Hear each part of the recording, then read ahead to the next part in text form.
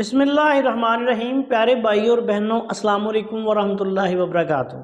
उम्मीद है कि आप सब खैरियत से होंगे। मैं हूं आपका मेज़बान हकीम शहबाज हुसैन अवान। आज की इस मुख्तसर सी वीडियो में आपकी खिदमत में मैं मौसम गर्मा में इस्तेमाल के लिए अक्सीर जिगर का एक ख़ास नुस्खा जो है वो बयान करने जा रहा हूँ। ये नुस्खा मौसम गर्मा में होने वाले जिगर के मसाइल के लिए बहुत आला नुस्खा है, बिल्कुल आसान सा नुस्खा है।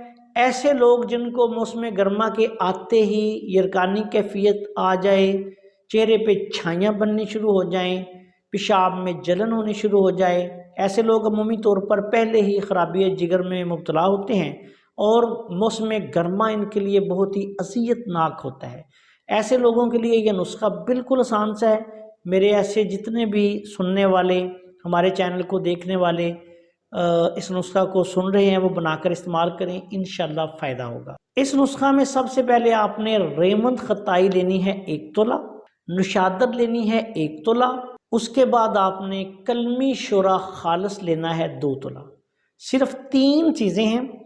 बिल्कुल इनको बारीक पीस लें, बारीक पीस के छान कर किसी डब्बा में महफूज रखें। अब इसकी मिकदार खुराक जो है वो 4 रत्ती से लेके 1 ग्राम तक दिन में 3 दफ़ा है। 4 रत्ती से लेके यानी तकरीबन ऐसा समझ लें कि 2 चने के दाने के बराबर पाउडर जो है वो 4 रत्ती हो जाता है, से लेके 4 चने के दाने के बराबर पाउडर जो है वो आपने दिन में 3 दफ़ा इस्तेमाल करना है।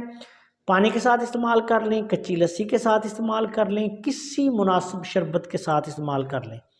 अल्लाह के फजलो करम से जैसे आप इसको इस्तेमाल करेंगे, हाथ पाँव की जलन हो, पेशाब की जलन हो, यरकानी कैफियत हो, गर्मी की वजह से होने वाला कोई मसला हो, हाथ पाँव चेहरे पे सूजन हो, इसके इस्तेमाल से इंशाल्लाह जिगर की ख़राबी भी ठीक हो जाएगी और ये मसाइल जो हैं वो भी ठीक हो जाएंगे। इस्तेमाल के दौरान आपने तेज़ मिर्च मसाले और गर्म चीज़ों से परहेज़ करना है। ज़रूरत के मुताबिक इस नुस्खा को 2 हफ्ते से लेके आप 1 माह तक इस्तेमाल कर सकते हैं।